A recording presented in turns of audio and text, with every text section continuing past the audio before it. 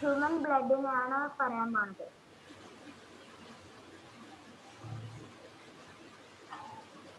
Human ബ്ലഡിന്റെ functions. ഈ blood ഒരു റെഡ് ഫ്ലൂയിഡ് ആണ് നമ്മുടെ ബോഡിയിൽ. ഈ ബ്ലഡ് നമ്മുടെ ബോഡിയിലെ എല്ലാ ബോഡി പാർട്സിലും റൺ ചെയ്യും. പിന്നെ അത് ഈ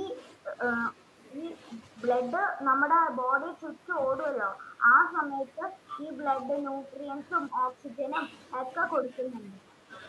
പിന്നെ അതിൻ്റെ ഒപ്പം തന്നെ ഇപ്പൊ ഈ ന്യൂട്രിയൻസ് പിസയാണ്, ഓക്സിജൻ ബർഗറുമാണ്. അതിനൊപ്പം തന്നെ കഴിഞ്ഞ പ്രാവശ്യം കൊടുത്ത ന്യൂട്രിയൻസും ഓക്സിജന്റെ ഒക്കെ വേസ്റ്റ് വാങ്ങും. അതാണ് കാർബൺ ഡൈ ഓക്സൈഡും പിന്നെ മറ്റുള്ള വേസ്റ്റും വാങ്ങും.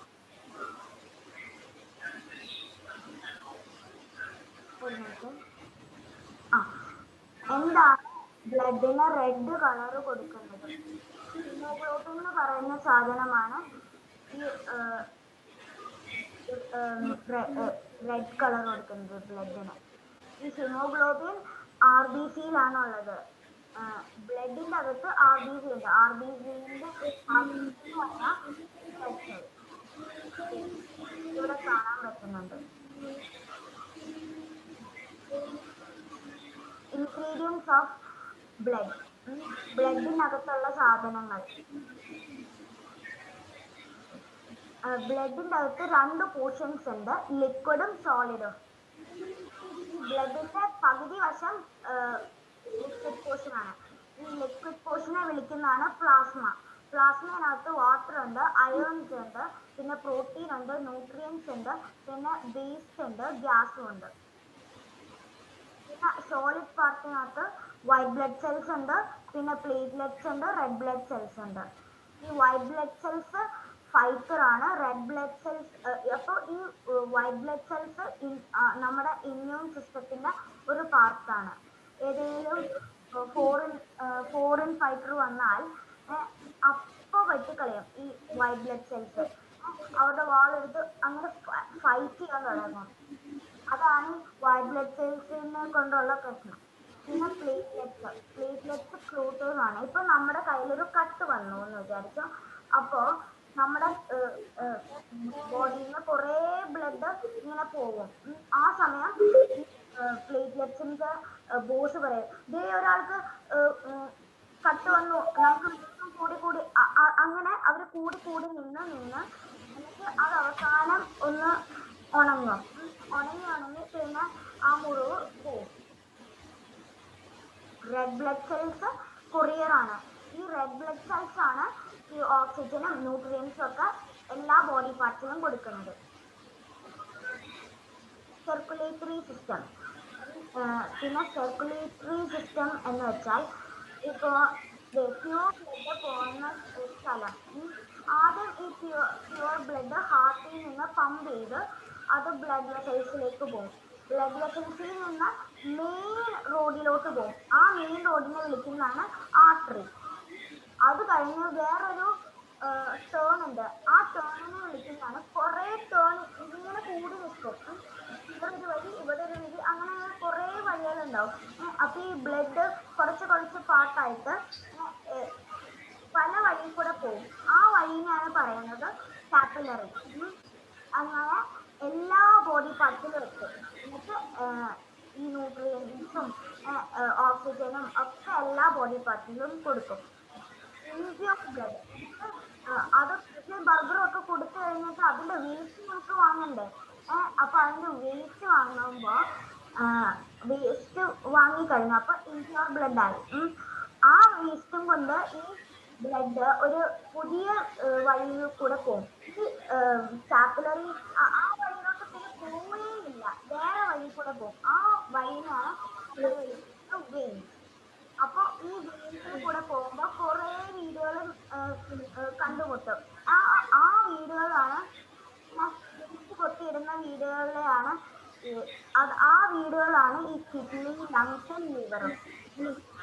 ലങ്സിന്റെ അടുത്ത് ഈ ഓക്സിജൻ കാർബൺ ഡൈ ഓക്സൈഡ് കൊടുത്താൽ ലങ്സ് പിന്നെ ആ കാർബൺ ഡൈ ഓക്സൈഡ് എടുത്തിട്ട് ഓക്സിജൻ കൊടുക്കും. എന്നിട്ട് പിന്നെയും അത് ഹാർട്ടിലോട്ട് പോയി പിന്നെ വെസൽസിലോട്ട് പിന്നെ അങ്ങനെ ഇത് ചുറ്റിക്കൊണ്ടേയിരിക്കും.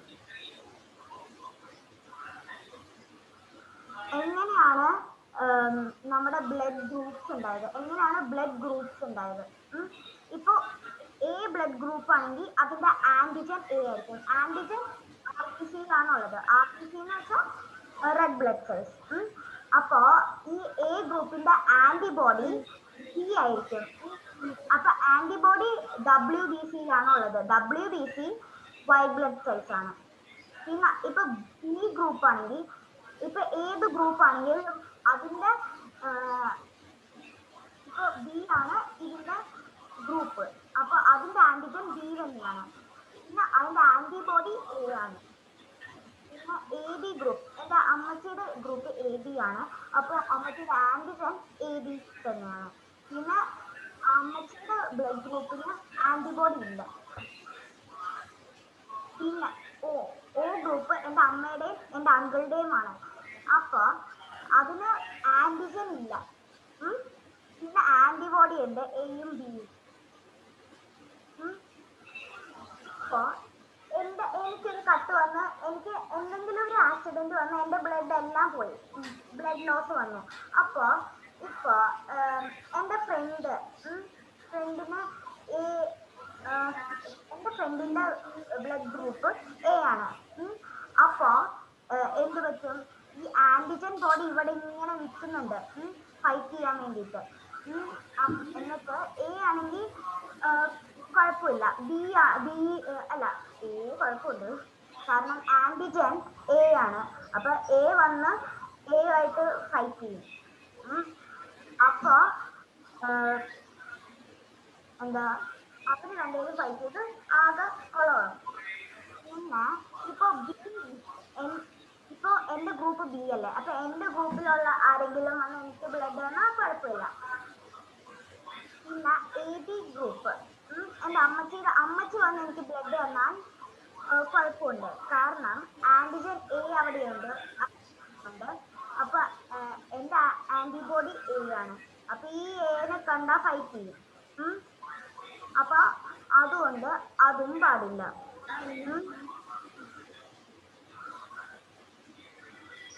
പിന്നെ ഓ ഗ്രൂപ്പിന് നോ ആന്റിജൻ, ആന്റിജൻ ഇല്ല. അതുകൊണ്ട് പിന്നെ കുഴപ്പമില്ല. എന്റെ അമ്മയ്ക്കും എന്റെ അങ്കിൾക്കും എനിക്ക് ബ്ലഡ് തരാൻ പറ്റും. കാരണം അവർക്ക് ആന്റിജൻ. അപ്പൊ ഈ എ ബി ഗ്രൂപ്പ് എന്താ യൂണിവേഴ്സൽ റിസീവർ ആണ്. എന്ന് വെച്ചാൽ എ ബി ഗ്രൂപ്പിന് നമുക്ക് കൊടുക്കാൻ പറ്റും എല്ലാവർക്കും. ഇപ്പൊ എ ബി ഒ എ ബിക്കും ഒക്കെ കൊടുക്കാൻ പറ്റും. എ ബിയിലോട്ട് ഏത് ബ്ലഡ് വേണമെങ്കിലും ചെല്ലും, കാരണം ആന്റിബോഡി ഇല്ല. പിന്നെ ഓ യൂണിവേഴ്സൽ ഡോണർ ആണ്. അപ്പോ എന്ന് വെച്ചാൽ ഈ ഓക്കാർക്ക് കൊടുക്കാം, എല്ലാ ബ്ലഡിനും കൊടുക്കാം. പക്ഷെ ഈ എന്റെ അമ്മച്ചിയുടെ ബ്ലഡിന് എല്ലാവരുടെ കയ്യിൽ നിന്നും വാങ്ങാം. എന്റെ അമ്മയുടെയും മകളുടെയും ബ്ലഡിൽ നിന്ന് എല്ലാവർക്കും കൊടുക്കാം.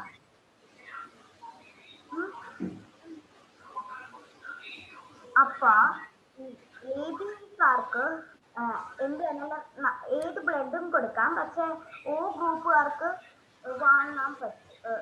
എന്താ അല്ല, എ ബിക്ക് വാങ്ങാൻ പറ്റും, ഓയിന് കൊടുക്കാൻ പറ്റും.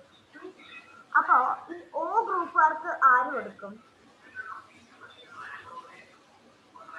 ഇപ്പോ എന്റെ ഫ്രണ്ടിന് എ ആണെന്ന് വിചാരിച്ചോ. അപ്പൊ എന്റെ ഫ്രണ്ടിന്റെ എ വന്ന് കൊടുക്കാണ്. അപ്പൊ ദേ ഇവിടെ ആന്റിബോഡി എ ഉണ്ട്. അപ്പൊ അതും പറ്റൂല. ഇപ്പൊ ഞാൻ വന്ന് കൊടുക്കാണ്.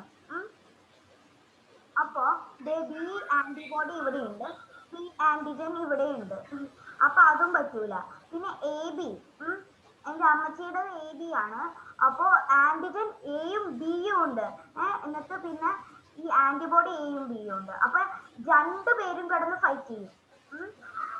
എയും ബിയും കിടന്ന് ഫൈറ്റ് ചെയ്യും.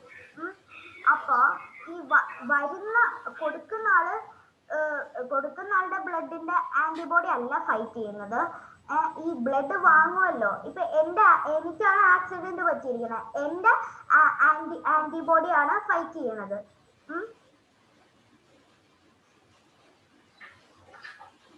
ചില ഫണ്ണി ഫാക്ട്സ് ബ്ലഡിനെ കുറിച്ച്. ഈ ബ്ലഡ് വെസൽസ് 1000 കിലോമീറ്റേഴ്സ് ആണ്. നമ്മുടെ ബോഡിക്കകത്ത് ഉള്ള 1000 അല്ല 10,000 കിലോമീറ്റേഴ്സ് ആണ്. മനസ്സിലായോ? ഈ ജമ്മു ആൻഡ് കാശ്മീർ കേട്ടിട്ടില്ലേ? കാശ്മീർ ഇന്ത്യയുടെ ഏറ്റവും മുകളിലത്തെ സ്റ്റേറ്റ് ആണ്. കന്യാകുമാരിയോ ഏറ്റവും താഴെയും ഉള്ളൂ. ആ റോഡില് ഇടയ്ക്ക് 3800 കിലോമീറ്റേഴ്സേ ഉള്ളൂ. പക്ഷെ നമ്മുടെ ബോഡിക്കകത്തോ അതിനേക്കാളും കൂടുതൽ 10,000 കിലോമീറ്റേഴ്സ് ഉണ്ട് നമ്മുടെ ബോഡിക്കകത്തുള്ളത്. ഇപ്പൊ നമ്മൾ കിടന്ന ഈ ഇന്ത്യ ഫുൾ അങ്ങോട്ട് ഇതാക്കാനൊന്നും പറ്റില്ല. പക്ഷെ നമ്മുടെ ബ്ലഡ് വെസൽസ് ഇങ്ങനെ കുറെ ഇങ്ങോട്ട് കിടക്കാണ്. 10,000 കിലോമീറ്റേഴ്സ് വരെ ഉണ്ട്. പിന്നെ പൾസസ്, നിങ്ങൾക്കറിയോ എന്താ പൾസസ് എന്ന്? അതെ, പൾസസ് എന്ന് വെച്ചാൽ നമ്മുടെ ഹാർട്ട് ബീറ്റ് നമ്മള് മരിച്ചു എന്നർത്ഥം. അപ്പൊ ഈ ഹാർട്ട് ബീറ്റ് നമുക്ക് ഇവിടെ കേൾക്കാൻ പറ്റും, നമ്മുടെ കയ്യിലും കേൾക്കാൻ പറ്റും. ഇവിടെ ഒന്ന് പിടിച്ചു നോക്കിയേ, പതുക്കെ പിടിക്കാൻ പാടുള്ളൂ. അപ്പൊ ലബ്ഡബ് ലബ്ഡബ് ലബ്ഡം എന്ന് പറഞ്ഞ് അടിക്കും. അതാണ് പൾസസ് കാരണം സംഭവിക്കുന്നത്. നിങ്ങൾക്ക് എന്തൊക്കെ അറിയാം, എന്തൊക്കെയാണ് സംഭവിക്കുന്നതെന്ന് നിങ്ങൾക്ക് അറിയാൻ പറ്റുമോ? 1 മിനിറ്റില് എന്തൊക്കെ സംഭവിക്കും?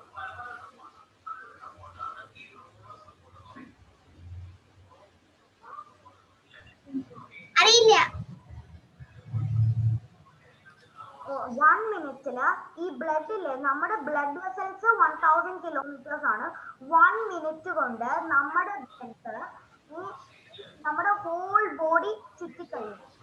1000 കിലോമീറ്റേഴ്സ് നമ്മുടെ ബ്ലഡ് 1 മിനിറ്റ് കൊണ്ട് ചുറ്റി തീർക്കും. മനസ്സിലായോ? പിന്നെ 1 മിനിറ്റ് കൊണ്ട് നമ്മുടെ ഹാർട്ടില് ലബ്ഡബ് ലബ്ഡബ് ലബ്ഡബ് എന്ന് ബീറ്റ് ചെയ്ത് 70 to 100 ലബ്ഡബ്സ് വരെ അടിക്കും. ലബ്ഡബ് ലബ്ഡബ് ലബ്ഡബ് ലബ്ഡബ് ലബ്ഡബ് അങ്ങനെ കുറെ പ്രശ്നം. പിന്നെ 1 മിനിറ്റ് കൊണ്ട് നമ്മളൊരു ബസ് മിസ് ചെയ്യില്ലേ?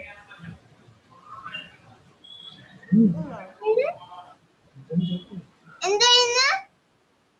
1 മിനിറ്റ് കൊണ്ട് നമ്മള് ബസ് മിസ് ചെയ്യൂലേ? ബസ് മിസ്സാവില്ലേ? ബസ് പോയില്ലേന്ന്? പിന്നെ 1 മിനിറ്റ് കൊണ്ട് നമുക്ക് എന്താ ഇപ്പൊ പറയാം, നിങ്ങൾക്ക് എന്തെങ്കിലും അറിയോ 1 മിനിറ്റ് കൊണ്ട് എന്തൊക്കെ സംഭവിക്കും? ഒന്ന് ആലോചിച്ച് നോക്കിക്കേ.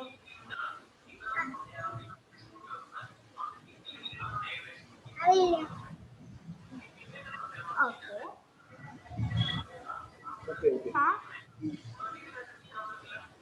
ഹലോ ഹലോ, കഴിഞ്ഞതാണോ? കഴിഞ്ഞതാണോ? അല്ലല്ല. ഓക്കെ.